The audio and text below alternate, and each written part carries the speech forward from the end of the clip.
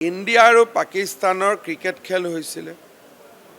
সিদিনাখন সামাজিক মাধ্যম বা মানুহে কিমানে খেল চাইছে আৰু ভাৰতক কিমানে সমৰ্থন কৰিছে ছ'চিয়েল মিডিয়া বা সিদিনাখনৰ ভিউৱাৰ্ছৰ পৰা গম পায়। পাকিস্তান আমাৰ আজন্ম শত্ৰু।